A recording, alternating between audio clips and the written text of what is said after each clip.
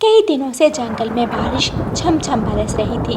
ऐसे बारिश के मौसम में रानू चिड़िया एक पेड़ की खोखर में बैठी हुई थी। अगर आज मेरा भी घर होता तो मैं भी अपने घर में बैठी बारिश का आनंद ले रही होती। लेकिन अब तो मुझे ऐसी तेज़ बारिश में पेड़ पेड़ डाल डाल ही भटकना पड़ेगा। लेकिन कोई बात नहीं, मैं पेड़ की इस खोखर में भी खुश हूँ। मैं बारिश से बची हुई हूँ, मैं सुरक्षित हूँ। उसी जंगल में एक फतेशी चील रास्ता भूलकर आ गई थी। वो अपने लिए कोई सुरक्षित जगह ढूंढ रही थी। चील को एक पेड़ की डाल पर एक तोता बैठा हुआ दिखाई देता है। चील को देखते ही तोते की सांसें रुक जाती हैं। चुप चुप चील चील, तोते मिठू, मुझसे डरने की कोई ज़रूरत नहीं है। मैं तो खुद मुसीबत की मारी बारिश में भीग रही हूँ। मैं रास्ता भूल गई हूँ, मेरी मदद करो। ऐसी मीठी मीठी बातें करके ये चील मेरे पास आएगी और मुझे एक ही बार में मार देगी। तोते चुप क्यों हो, कोई बात करो, मेरी मदद करो। चील, भूत भूत, तुम्हारे पीछे भूत है। चील पीछे मुड़कर देखती है तो मिठू तोता तुरंत वहाँ से भाग जाता है। तोता सीधा अपने घर जाकर रुकता है। कुंडी कुंडी, हरियाली, जल्दी से कुंडी लगाओ, चील चील आ जाएगी। मिठू तोते की पत्नी हरियाली तोती जल्दी से दरवाजे की कुंडी लगाती है। मिठू जी, बाहर तो कोई नहीं है, चील कहाँ है? वो मीठी मीठी बातें करके मुझे पकड़ना चाहती थी, लेकिन मैं उसे पागल बनाकर वहाँ से भाग आया हूँ। चील भीगती हुई थक जाती है और एक पेड़ की डाल पर बैठ जाती है। रानू चिड़िया पेड़ की खोखर में बैठी हुई चील को देख रही थी। बेचारी ये भी मेरी तरह मुसीबत में लग रही है। नहीं नहीं, कहीं ये इस चील की चाल ना हो, पक्षियों को अपना शिकार बनाने के लिए। चील थकन से चूर थी, उसका सर चकराने लगता है। वो गिरने ही वाली थी कि रानू चिड़िया वहाँ आ जाती है।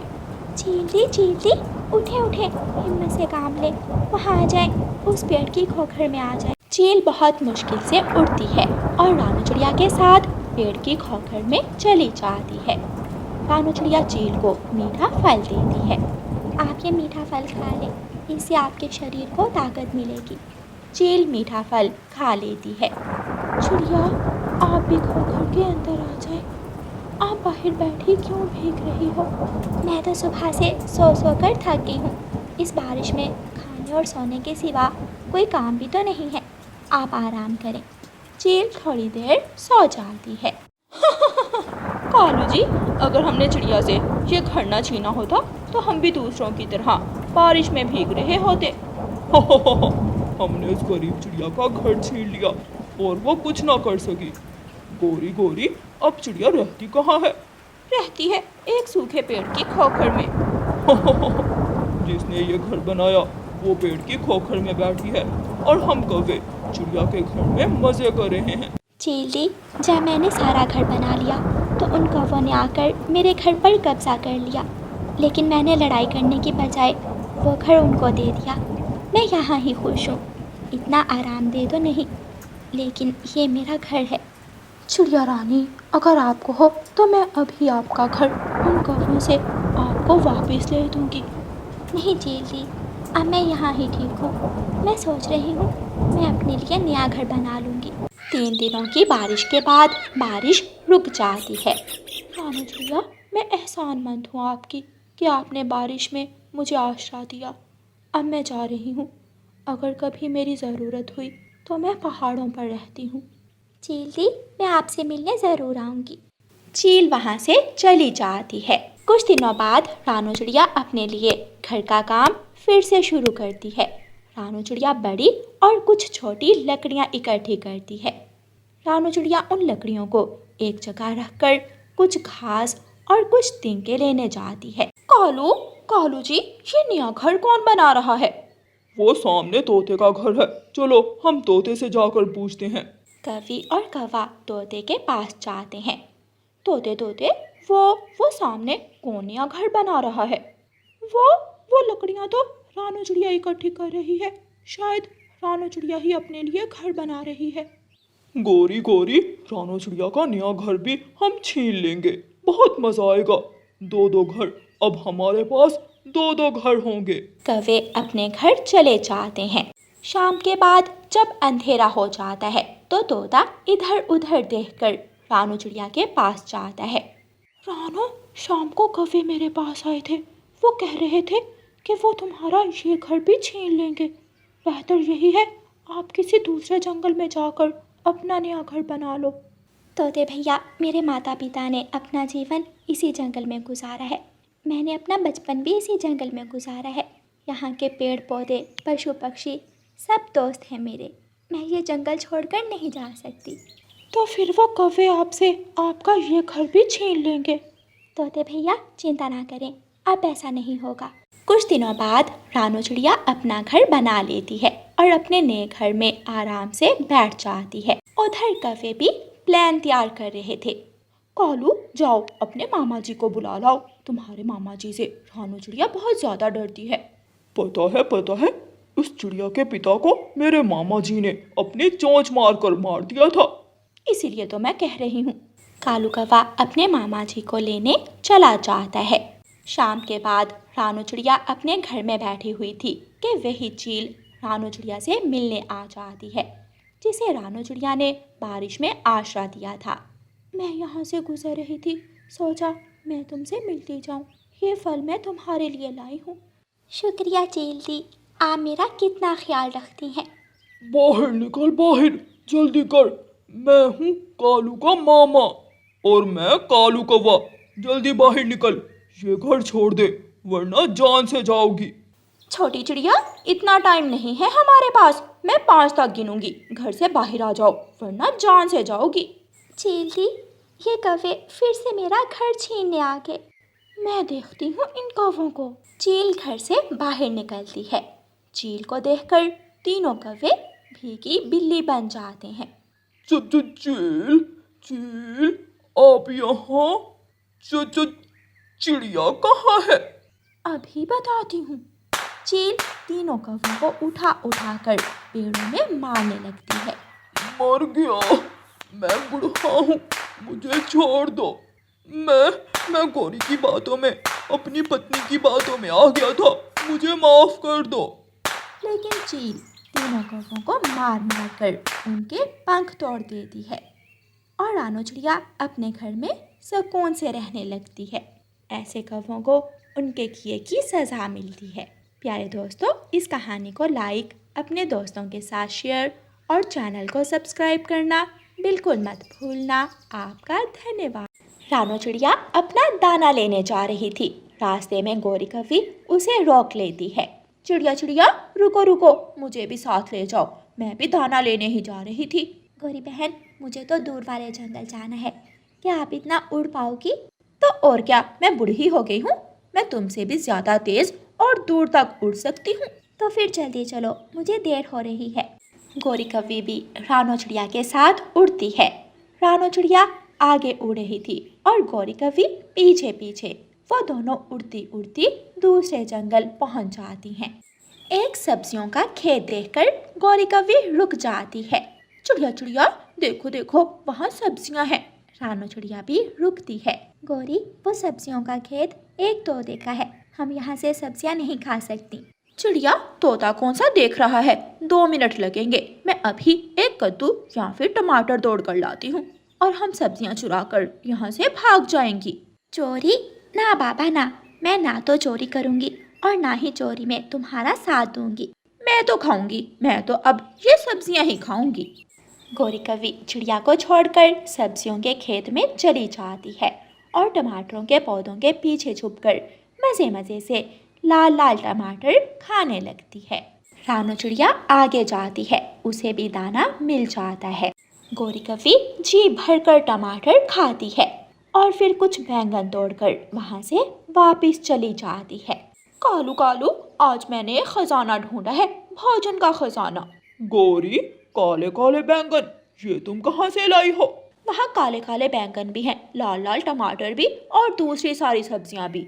मैं चिड़िया के साथ दाना लेने जा रही थी कि रास्ते में मुझे एक सब्जियों का खेत दिखा। मैंने उस खेत से ये सब्जियाँ चुराई हैं। फिर तो मज़ा ही आ जाएगा। हम हर रोज़ उस खेत से सब्जियाँ चुरा लिया करेंगे। रानू चिड़िया अपना दाना लेकर वापस आ रही थी कि रास्ते में तोता अपने सब्जियों के खेत में बैठा हुआ था। तोता रानू चिड़िया को आवाज़ देता है, चिड़िया चिड़िया, मेरी बात सुनो। जी तोते भैया, क्या बात है?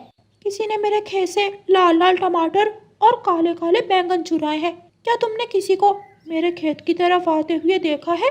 मैं तो इसी खेत से सब्जियां चुराऊंगी। रानू चिड़िया तो जानती थी कि खेत से सब्जियां गौरी कवि ने चुराई थी, लेकिन वो तोते को कोई बात नहीं बताती। नहीं नहीं तोते भैया, मुझे क्या मालूम, मैं तो दूसरे जंगल से ये दाना लेकर आ रही हूँ। ठीक है, मैं पकड़ लूंगा, जो भी चोर हुआ मैं उसे पकड़ लूंगा। रानू चिड़िया घर जाती है, अपने बच्चों को दाना देती है और उनसे कहती है, बच्चों मैं एक बार कौवों के घर जा रही हूँ, आप दाना खाकर आराम से लेट जाएं। रानू चिड़िया कौवों के घर की तरफ जाती है और दरवाजे पर दस्तक देती है। कालू कौवे के मुंह में आधा बैंगन था। वो बैंगन खाते खाते दरवाज़ा खोल देता है। कालू भैया, ये जो तुम मज़े मज़े से बैंगन खा रहे हो ना, तुम्हारी पत्नी चोरी करके लाई है ये। चोरी की है तो क्या हुआ, बैंगन बहुत मजे का था। कवि भी जल्दी से घर से बाहर आती है। गौरी, तोते को पता चल गया है कि किसी ने उसके खेत से सब्जियां चुराई हैं। दोबारा तुम तोते के खेत की तरफ मत जाना, वरना पकड़ी जाओगी। तेरे पेट में क्यों दर्द हो रहा है? चल भाग यहाँ से। मैं तो जाऊंगी, तू कौन होती है मुझे रोकने वाली? तो फिर तेरी पूंछ पर लाठी मारेगा तोता भी, काली कवि कहीं की। रानू चिड़िया गुस्से में वहाँ से चली जाती है। दूसरे दिन कौवा और कवि सुबह सवेरे ही अपने घर से निकलते हैं। रास्ते में कालू कौवे के मामा जी का घर था। कालू कौवा और गौरी कवि अपने मामा जी के पास जाते हैं। मामा जी, हम तोते के खेत से सब्जियां चुराने जा रहे हैं, आप भी हमारे साथ चलो। लेकिन भांजे, अगर भागना पड़ा तो मैं भाग नहीं पाऊंगा और हम सब पकड़े जाएंगे। मामा जी, आप बस पेड़ पर बैठकर तोते का ध्यान रखना, बाकी का काम मैं और कालू कर लेंगे। हाँ, इतना तो मैं कर सकता हूँ, ये काम आसान है, लेकिन चोरी से हिस्सा मैं बराबर लूंगा। सुन ले भांजे, तुम मुझे पिछली बार भी चूना लगा कर चले गए थे। हाँ हाँ मामा जी, हिस्सा मिलेगा, आपको चोरी से पूरा पूरा हिस्सा मिलेगा।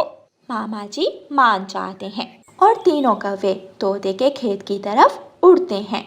चाचा छमछम, फंदा ऐसा बनाना जिसे चोर की टांग निकल ना सके। चिंता ना करो तोते, मेरे फंदे से तो शेर नहीं निकल सकता, मेरा फंदा बहुत मजबूत होता है। तोता चाचा छमछम से फंदा लेता है और खेत में जाकर फंदा लगा देता है। तोता टमाटर के पौधों के पास फंदा लगाता है। फंदा तो लग गया, अब मैं सामने वाले पेड़ में छुप कर देखता हूँ। तोता पेड़ के पत्तों में छुप जाता है। तोता हरे हरे पत्तों में अच्छी तरह छुपकर बैठ जाता है। थोड़ी ही देर बाद कौवे भी वहाँ आ जाते हैं। मामा जी, आप उस पेड़ पर जाकर बैठ जाएं और तोते का ध्यान रखना। अगर खतरा हुआ तो मैं 2 बार काय काय करूँगा, तुम खुद ही समझ जाना। ठीक है मामा जी। कालू कौवे का मामा उसी पेड़ पर जाकर बैठ जाता है जिस पेड़ के पत्तों में तोता छुपा हुआ था। ये काले कौवे, यही मेरी सब्जियां चुराते हैं। तोता चुप करके बैठा रहता है। कौवा और कवि सब्जियां तोड़ते तोड़ते जैसे ही टमाटर के पौधों के पास जाते हैं, दोनों की टांगें फंदे में फंस जाती हैं। कालू कौवे का मामा 2 बार काएं काएं करता है। तोता उसे टांग से पकड़ लेता है। तुम सब पकड़े गए हो, अब काएं काएं करो या ना करो। मामा जी, हमें बचाओ। भांजे, मैं भी पकड़ा गया हूँ। सारे कौवे काएं काएं कर रहे थे। तोता तीनों कौवों को पेड़ से बांध देता है। रानू चिड़िया भी जाती जाती कौवों को देखकर वहाँ आ जाती है। कौवों, अब बताओ, मिली ना चोरी की सजा? सजा तो अभी मिलेगी। तोता लाठी से कौवों को मारना शुरू कर देता है।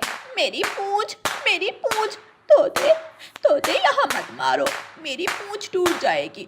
तोते, मुझे छोड़ दो। तोते, मुझे तो भांजा ले आया, मैंने तो कभी चोरी नहीं की। मामा जी, शर्म करो, जंगल में सबसे बड़े चोर हो तुम। तोता कौवों की खूब पिटाई करता है और ऐसे कौवों को तोते की सब्जियां चुराने की सजा मिलती है। प्यारे दोस्तों, इस कहानी को लाइक, अपने दोस्तों के साथ शेयर और चैनल को सब्सक्राइब करना बिल्कुल मत भूलना। आपका धन्यवाद।